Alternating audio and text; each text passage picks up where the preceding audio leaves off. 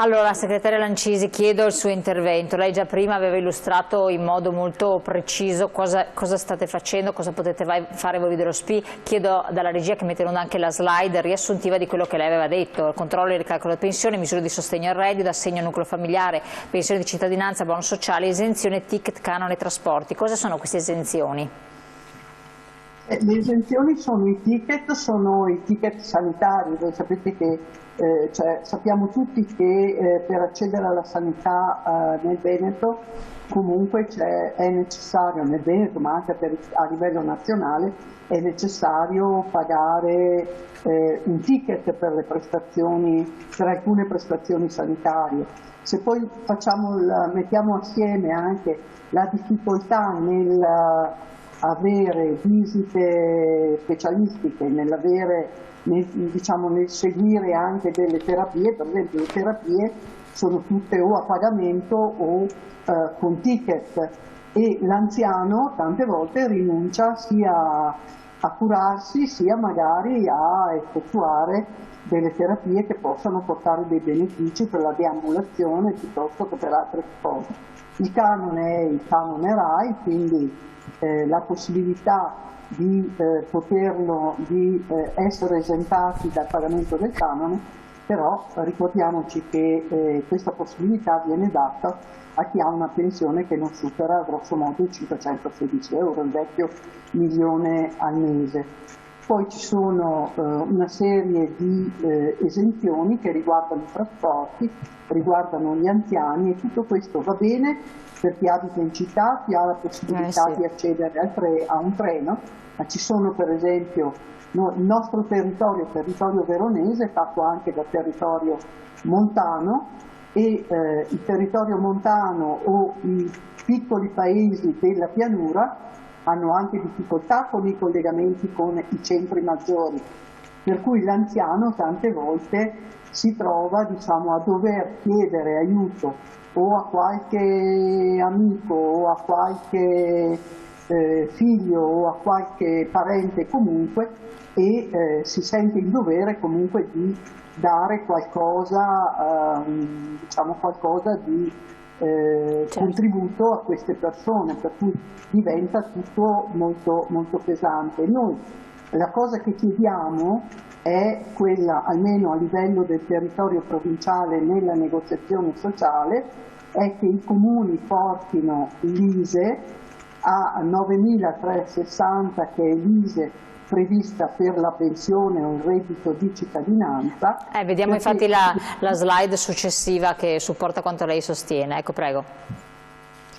Ecco, perché questo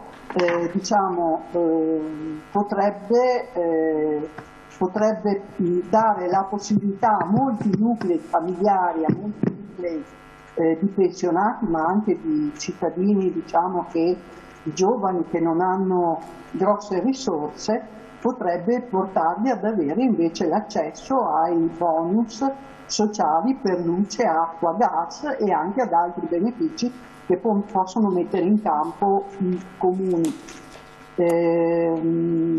Per ottenere, la cosa importante è che per ottenere questo benedetto ISE bisogna presentare la dichiarazione sostitutiva unica, vero?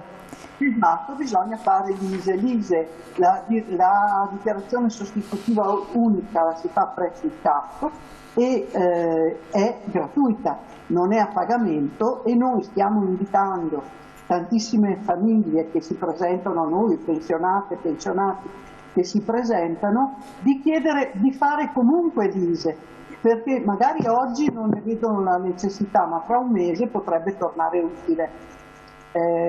Purtroppo allora l'ISE è sicuramente uno strumento abbastanza neutro per poter valutare esattamente le condizioni della famiglia.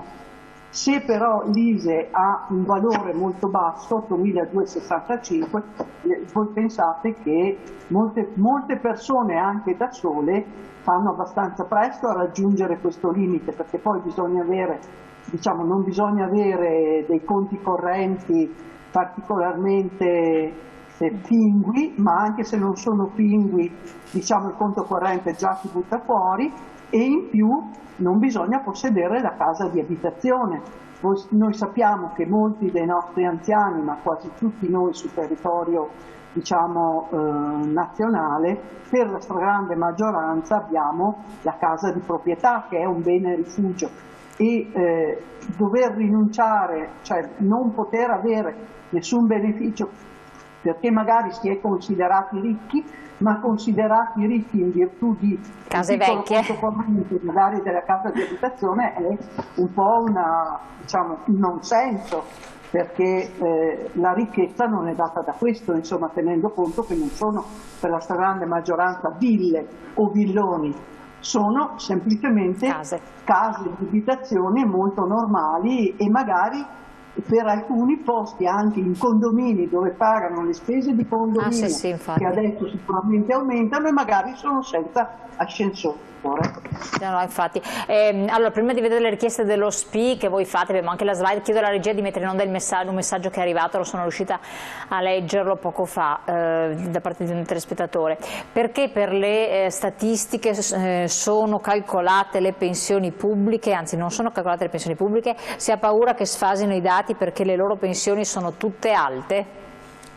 No, allora, le pensioni pubbliche non sono tutte alte. No, assolutamente. Il problema è, allora, le pensioni pubbliche sono sicuramente mediamente più alte rispetto alle pensioni del privato e purtroppo anche per i pubblici non sono tutte alte, perché sono considerate alte quelli che hanno avuto uno stipendio costante o in aumento da quando hanno iniziato la carriera lavorativa, e sicuramente le pensioni pubbliche non subiscono quelle che sono le interruzioni di rapporto di lavoro, perché comunque quando uno viene assunto a tempo indeterminato non esce più, poi se lo porta al seguito, insomma, il tempo indeterminato, mentre nel privato voi sapete che si è soggetti a chiusure di aziende, magari a licenziamenti collettivi perché le aziende non ce la fanno più. Sì, quindi c'è di tutto e di più. È vero che ci sono gli ammortizzatori sociali, ma hanno tutti un limite, quindi e poi le pensioni pubbliche, se sono 1 milione le pensioni,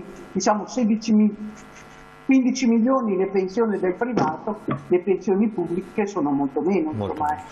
Chiaro. Devo aggiungere qualcosa, segretario? Sì, aggiungo solamente che perché per le cose che ha detto la mia collega e per il fatto che le pensioni pubbliche fino al 92-95 avevano un sistema di calcolo diverso rispetto ai lavoratori del privato. Dal 95 in poi il sistema di calcolo vale per pubblici e privati, però chi oggi è in pensione ha una pensione che in parte è stata calcolata con un sistema diverso rispetto a quello dei privati, e confermo che nonostante questo le pensioni dei pubblici non sono poi più alte rispetto, stiamo parlando sempre di pensioni mediamente medio-basse. Volevo chiedere, segretario, giusto per completare il suo discorso, le richieste che fa lo SPI, poi lo integriamo con quanto dice il segretario.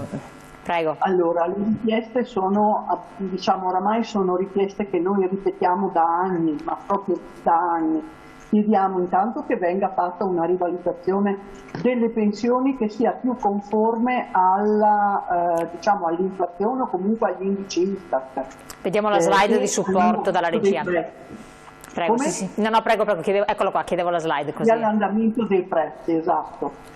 E un'altra delle cose che chiediamo è che la 14ª, come era stato previsto quando è stato fatto l'accordo nel 2007 con il governo Prodi, quindi con il ministro allora del lavoro, che con l'istituzione della 14ª in un primo momento la si è data a chi aveva una pensione pari a 1,5 volte il minimo INPS, poi nel 2016 e quindi a partire dal 1° gennaio 2017 è stata estesa a chi aveva una pensione fino a 2 volte il minimo.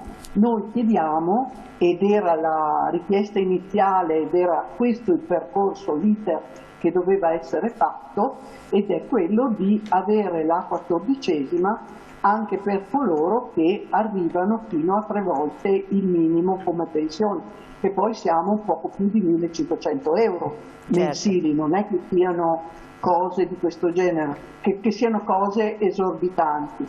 In più l'altro aspetto molto importante è fa avere un intervento fiscale che finalmente, diciamo, ridimensioni le tasse, l'aspetto fiscale sulle pensioni, tenendo conto che i pensionati sono quelli che pagano le tasse più alte a parità di condizione, a parità di salario rispetto al lavoratore dipendente.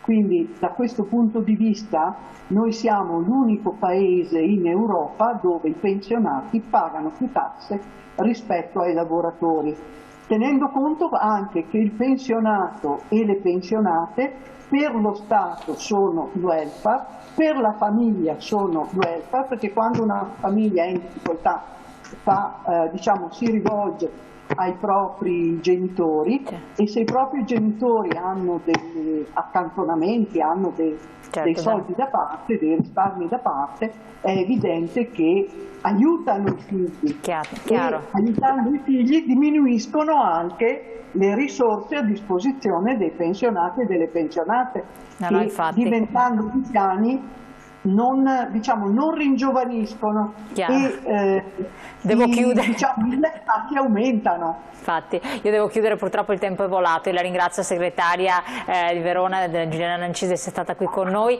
Segretaria, una battuta di chiusura rapidissima. No, è che il lavoro che noi abbiamo fatto in questi anni lo porteremo avanti anche nei prossimi mesi nei confronti del governo, perché le richieste sono molte ma sono urgenti e assolutamente necessarie. Grazie anche al segretario di Padova di essere stato qui presente. Ricordo a tutti quanti voi, fatevi controllare la pensione, prenotate chiamando una visita presso le sedi dello CGIL presenti sul nostro territorio. La puntata la vedete in replica nel nostro sito internet. Grazie e buon proseguimento. Grazie, arrivederci.